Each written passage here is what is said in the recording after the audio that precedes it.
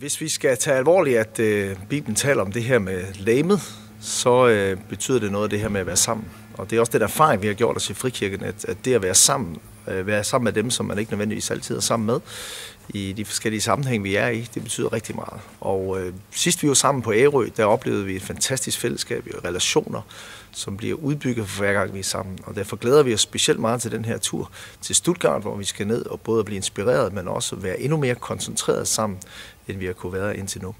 Så derfor satser vi på, at det bliver simpelthen årets højdepunkt, turen til Stuttgart. Jamen det gør, at vores relationer, vores kendskab til hinanden vokser.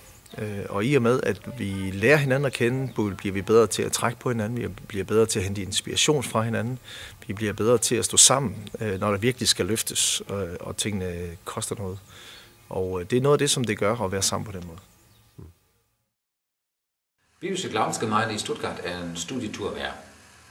Det er blevet en stor kirke med rigtig meget indflydelse i byen og i samfundet. Ja, faktisk i hele Tyskland.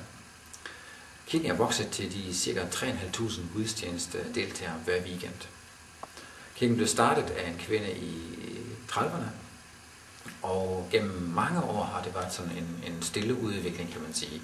Den voksede til 200 medlemmer i 60'erne, og da Peter Wenz kom og blev pastor i 84, så var den heller ikke ret større. Efter en kort periode med omstrukturering, siger han, så kom der et åndeligt gennembrud, og menigheden begyndte at fordoble sig. Det er en kirke, som er meget nutidig, meget relevant, på en måde moderne, og alligevel er det også en kirke, som ikke har solgt ud på evangeliet, men har et klart budskab, hvor Guds ord og bøn har stor betydning, og hvor fællesskabet har stor betydning. Så jeg synes, det er spændende at se, at det kan lade sig gøre i Europa, at bygge en stor kirke, som ikke holder op med at vokse, men fortsætter med at vokse. Konferencen skal jo ikke kun være for alle de gamle. Vi vil så enormt gerne lave noget forbindelse, så nogle af de unge ledere, som er på vej, de også føler sig velkommen i de her ting. Så derfor er vi et par stykker, som har arbejdet på at lave en ungdomslinje på den her konference. Og det består i, at alle de unge får deres egen bus, hvor de sidder og har det sjovt hele vejen ned til Stuttgart. Vi laver nogle forskellige ting i bussen, så tiden den er brugt rigtig godt. Når vi kommer derned, skal vi lave nogle samlinger kun for de unge, hvor vi både skal lære hinanden at kende for de forskellige kirker, og vi skal udveksle erfaringer, og vi skal også bare have det rigtig sjovt og ud og se lidt på byen og sådan nogle ting.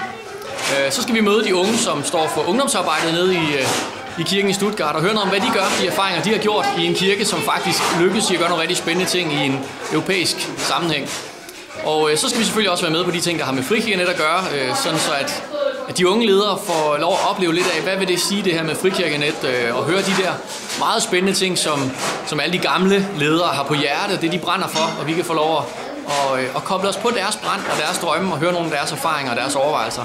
Og på den måde, så kan vi både linke med hinanden som unge, og også opleve de gamle, og alt det spændende, som sker i deres regi.